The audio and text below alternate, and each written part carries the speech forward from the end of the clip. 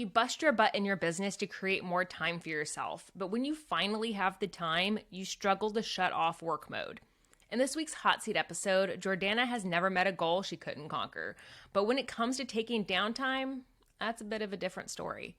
Jonathan helps Jordana reframe how she looks at what balance actually means and identifies the missing key ingredient in her work life balance framework. I'll be back at the end to recommend another episode. Enjoy. Jordana, thanks for your patience. You know the drill by My now. pleasure. I'm Jordana. I worked in the corporate executive space for over 15 years. Went through my own personal transformation in fitness and decided that I wanted to pay that forward. I left the corporate world after having a pretty rocky exit, if I'm going to be honest. It was a difficult exit mental health wise. Learned a lot about myself, moved into being an entrepreneur. Have been coaching women now full time since the pandemic began, so back in early 2020. And I help women who are in their 40s and beyond lose weight, gain strength, and do that while eating guilt free. I like to say that my clients find me for weight loss, but stay for muscle building and our incredible community.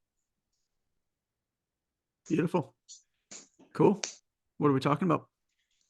So today we touched on content quite a bit already, so I'm going to leave that question alone because I think you covered it in wonderful detail for me. Thank you on that.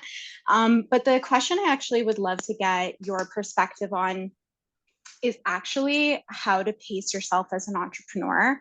I'm I think a lot of us can probably relate to this, that I'm very type A personality. You give me a goal, I will go after it with like every fiber of my being until I get there. And can't say I've never met a goal that I haven't achieved. And that comes at like a cost, right? Yeah. For like energy and, time spent in other areas, especially when you're passionate about what you're doing. So I'd love your perspective on how to pace yourself. And I even can get like some guilt around that, like, oh, maybe I'm not working hard enough for my clients right now, but Yep. taking that time for me or taking that time for my family. Or, this year I started not posting on the weekend, like posting Yep. less and actually achieving better results in my business. That was amazing. uh, it's Right. like when I show my clients that they can eat more and actually have fat loss, and it blows their mind. Well, for me, it was posting less and having better results in my business. But how do you pace yourself Right. appropriately to be successful and Yeah. actually be able to enjoy that downtime that you've created for yourself? Yeah. That's a good question. I think a lot about this, and I actually have a process that I'm happy to share with you. I was hoping you would, because you're all about frameworks. Yeah. The first thing that I'll say is I I deeply believe that the idea of balance is bullshit. I do not think that it exists. It does not exist, at least for me. I can't live a balanced life. Um, and so I know that. And so the way that I've structured my life very much takes that into account. For example, I live what I call an 8-4 yearly cadence, which means that 8 months of the year I live in Toronto, and it's very hustle. Toronto was fast paced. It's hustle, it's make money, it's social events, it's social responsibilities, right? It's fast, fast, go, go, go, go, go. And then I leave, and for 4 months, I live somewhere else, these past couple of years in Mexico, because I need to get out of that. And there's no social responsibilities here. We have nothing booked or scheduled family wise. And if I did this, like what I'm doing in Mexico for more than 4 months, I'd go buckshit crazy. If I did that in Toronto for more than 8 months, I'd go buckshit crazy. But I found that by the end of one of the periods, I'm craving the other. And so the back and forth works well. And so I say that because I have not figured out how to be balanced in either space. And it goes the same. And I'm going to get to the specifics of your question. this framework in a minute, but goes down to 3 competing priorities that I have in my life too, which is health and fitness, family, and business. And I have not figured out a way at any given time to really push forward and improve on all 3 at the same time. I've been able to do, I find that I can actively improve on 2 of them at the same time, but I can't do all 3. And so family is always one that I'm putting effort into to try to improve. And then health and fitness or business actually switch. So there are periods where I say to myself, like I map out and I say to myself, for this period, for these 2 months, for these 3 months, health and fitness is something that I'm really trying to improve. And it's okay if business, call it like, gets put on cruise control. You know, I'm not stressed about really improving that. And then that flips, where I'm never neglecting one. But at any given time, either fitness or business is something that I'm actively really hustling at. And the other one is almost put on cruise control. And so a lot of the systems that I've designed into my business, I've done that with that in mind. For example, really, really simple Instagram content that I can repurpose for those periods where I'm not actively creating. My email on Friday, the 5 Reps Friday, I do that because it's really easy to create. Now, I did miss the last 2 weeks, but that's because I took a trip with my dad and I just didn't want to bring my computer. But it's really easy not to miss that. You know what I'm saying? Like I have it promised to myself, but then in periods where the business is being pushed forward, like what's happening now, you know, moving forward for the next couple of months, I'll be writing long form content again. But all of the baseline systems are things that can be put on cruise control relatively easily. Okay. The reason for that is I'll use a physiological principle. The homeostatic set point in our bodies, I think, is a fascinating phenomenon whereby, I mean, I see you nodding, you know what it is, obviously, but, and my kinesiologist buddies are going to have a conniption at how I'm about to describe this, but it's going to be good enough for the example. Basically, our body becomes really good at a certain level of fitness or performance. And it generally takes a lot of effort to get to that. But then once we're there, it's relatively easy to maintain it. And some of that is habits. You know, once we start to do a certain amount of habits, they become more natural to us. The other one is physiological. You know, muscle cells are multinucleated. Even if they atrophy, we still have the nuclei in them. It's easier to grow back muscles once we've already had them. So the way to reset your homeostatic set point is not what a lot of other habit professionals will make you believe, which is 1% gains, which is small incremental gains. I'm not saying that there's anything wrong with that, but I also don't think that that's how you get better. I think that's how you maintain.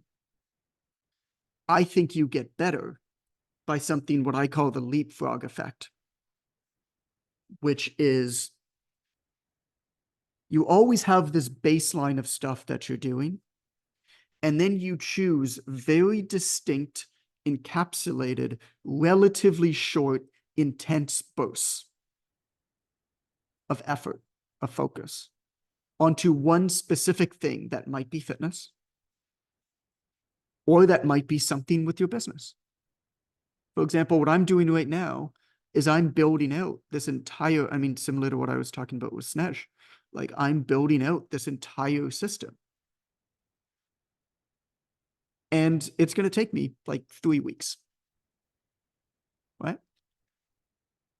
And so very, very intense bursts in that period, because what that does is that leapfrogs you to that next homeostatic set point that then becomes your new normal.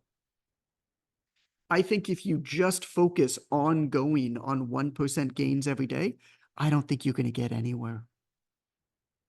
I've seen the chart. I like James's work. I think he's hella smart. But I don't think that that's how you really make valuable things happen. Because you're never going to push past certain barriers. So that's how I kind of look at it. I say, what's the most important priority for me right now? Okay, let's go all in on that thing. And I'm very, I mean, you can speak to the people who I work with. Talk to Jason about this, man. It frustrates the heck out of them.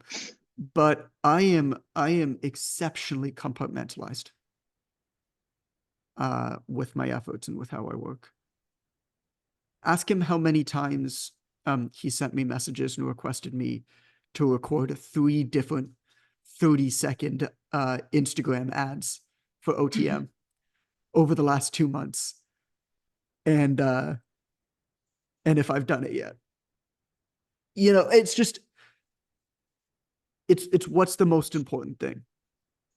Yeah, and I hear do you. that. And the hustle part, I am so good with the hustle part. I struggle with the taking the downtime part. Yeah. How do you look at that element? I look at that element largely in association with the hustle part. I found that I was never able to take downtime before because I never actually verbalized to myself, this is when I'm on, this is when I'm off. Yeah. Like this is what I'm working on. And then what I do is I schedule rewards for the end of that.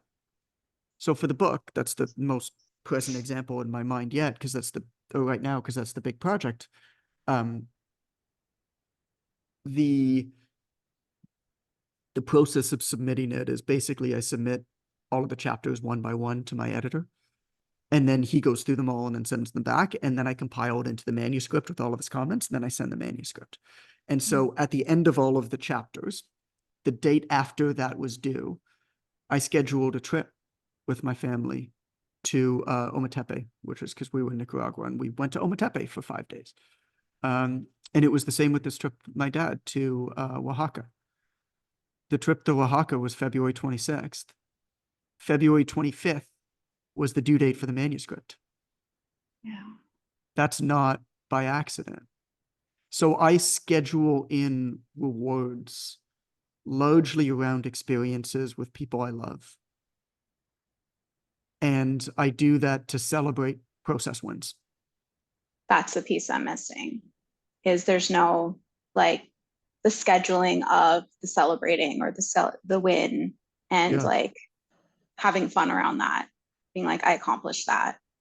And it's like, just like move on to the next. well, that's what I used to do, right? And so when I go to these places, like Ometepe is middle of nowhere, man. Like I didn't bring my computer in either of these places, but like Ometepe, there's just like, you know, you'd be hard pressed to like figure out how to get farther in the middle of nowhere. But Oaxaca, I just didn't bring my computer.